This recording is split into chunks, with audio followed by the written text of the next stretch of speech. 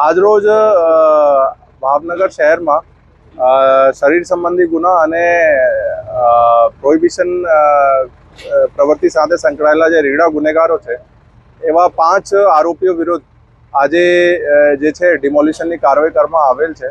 એમાં આ લોકોએ જે સરકારી જમીન ઉપર દબાણ કર્યું હતું એને અમે બીએમસીને સાથે રાખીને કાયદેસર પ્રોસેસ ફોલો કરીને આજે જે છે ચુસ્ત પોલીસ બંદોબસ્ત અને બીએમસીની ટીમે સાથે રાખીને જે છે 5 જગ્યા ડિમોલિશન કરવામાં આવેલ છે।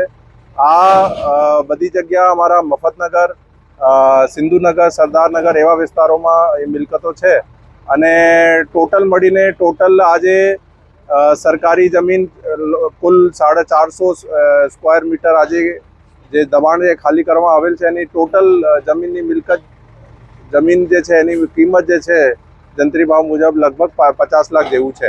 આવતા દિવસોમાં જે પણ એવા રીડા ગુનેગારો છે શરીર સંબંધી ગુના હોય કે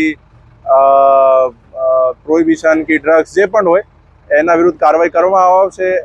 જેની એવી ગેરકાયદે મિલકતો છે આઈડેન્ટિફાઈ કરીને એના વિરુદ્ધ કાયદેસર કાર્યવાહી કરવામાં આવશે। આજ રોજ અમે 5 જેવા દબાણો કાઢ્યા છે, અલગ અલગ વિસ્તારો હતો, મફતનગર, સિંધુનગર, સરદારનગર અને અત્યારે હાલ પ્રોસેસ ચાલુ છે। આ સરકારનો અભિગમ છે, એના જ ભાગરૂપે અત્યારે પોલીસ કાર્યવાહી કરી રહી છે। ગુજરાત જે છે શાંતિ માટે ફેમસ છે।